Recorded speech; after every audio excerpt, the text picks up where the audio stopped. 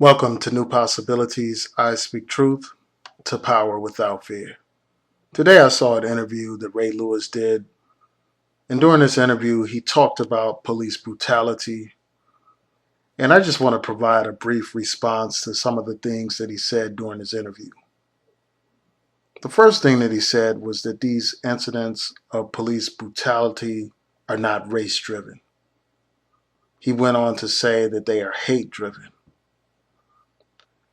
What I've noticed lately is that you have a lot of these so-called new blacks. And these people are what Malcolm X would call the house Negro. These people are what some people call coons. Because these people, what they do is they try to use every possible means available to them to duck and dodge and to evade the subject of racism in America. They want to pretend like racism doesn't exist.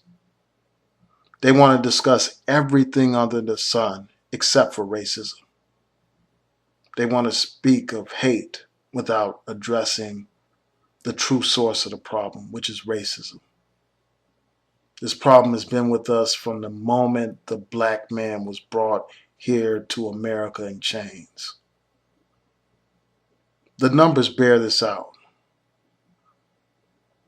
There's an article in the Washington Post entitled, "Aren't More White People Killed by the Police?"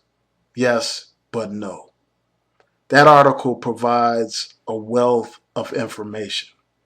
It provides clear and concrete statistical evidence of disparities when it comes to black people and the police. It notes that black people are 5 times as likely as unarmed white people to be shot and killed by police officers. It also notes that of all the unarmed people shot and killed by the police in 2015, 40% of them were black men, even though black men make up just 6% of the nation's population. This article also points out how black people are 3 times as likely as white people to be killed by the police.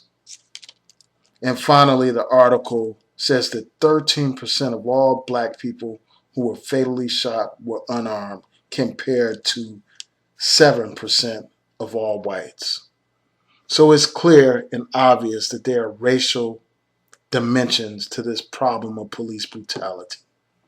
To ignore that reality is to be blind, deaf, and dumb. Now, also, I want to address this issue of black on black violence. This is something that you hear these people bring up all the time. And I have addressed this issue in plenty of videos that I've done. Ray Lewis said, "We will never see change until we understand that we must stop killing each other." Who is the we? The problem of inner city violence is a real problem. But let's not pretend like most black people are out here killing each other. Let's not pretend like the overwhelming majority of black people are participating in violence against other black people. Most black people are not participating in these murders and homicides that you hear about on the news. It's a minority in our community that's doing that. So let's stop using that collective word of we, as if the violence that we see in the community is something that every single black person is responsible for. We have to look at crime as what it is, crime, and quit labeling it as so-called black on black violence, and quit using that as a diversion from the real topic of police brutality. As many people have said, the problem of inner city violence is a major problem. Many people die in these cities, without a doubt. But understand this, those who commit violence against citizens are more likely to be arrested, charged, and convicted than police are. Police get away with murder, literally. They kill black people, and the entire criminal justice system protects them from prosecution, protects them from even charges. Many of these police, they kill black people and they get a paid vacation. Many of them get raises. Many of them get promotions. Many of them gain some kind of notoriety after killing a black person. So let's quit comparing the two and bringing up this question of black on black violence every time the problem of police brutality is brought up. They are two separate issues that need to be addressed separately. Now, also during this interview, and I'll include a link in the description box so that you can watch it for yourself, Ray Lewis says that people need to basically bring religion back into the schools. People need to have a love your neighbor as yourself type of attitude. And, he complained about how prayer is gone from the schools, and he basically tried to tie that to the problems that we see in today's society. And obviously, no one is against the idea of loving your neighbor as yourself. Nobody's against that, obviously. But let's not pretend like prayer in the schools is a solution to the problems that our people face. They were praying in the schools when we were in Jim Crow, when we were being lynched. Prayer in the school didn't stop them from enslaving black people. Prayer in the schools did not stop them from lynching black people, beating black people, and killing black people. Religion in the schools didn't stop the police from sicking dogs on black people and those dogs ripping the flesh of our people.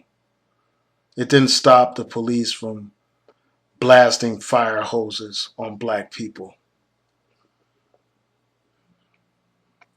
It didn't stop it. In fact, people use religion to justify the crimes that they committed against us, to justify slavery, to justify terrorism against black people, to justify segregation. They use religion to justify those things. So let's not pretend like religion is some kind of answer to all the problems that our community faces. Let's not pretend like prayer in the school is going to solve anything. As people have said, Sunday is one of the most segregated times of the week.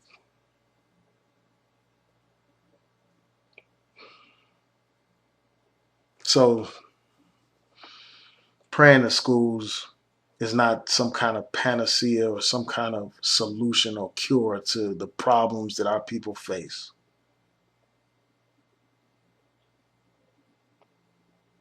We have prayer in the schools, and the brutality and the oppression of black people continue. And when you talk about this issue of black on black violence, in many of these communities that are torn apart by violence, you have churches on every single corner, but the violence continues. So don't preach to us about how prayer in the school is some kind of solution to the problem.